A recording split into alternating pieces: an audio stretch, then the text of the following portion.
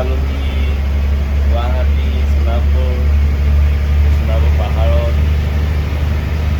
ৰাতিপুৱালে 5:30 আজি আমি সোনকালে পালোঁ।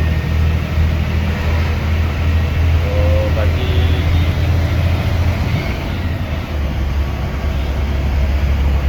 আমাৰ লগত আছে দাস গাড়ী চলাইছে।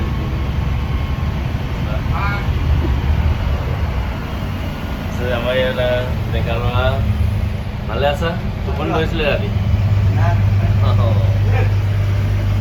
তো বাকী আজি গুৱাহাটীৰ পৰা আমি যাম সাপেখাতি। যিসকলে আমাৰ লগত যাব বিচাৰে আজি যাত্ৰাত জাৰ্ণিত তো আহিব, যোগাযোগ কৰিব, লগ পাম সন্ধিয়া। ধন্যবাদ।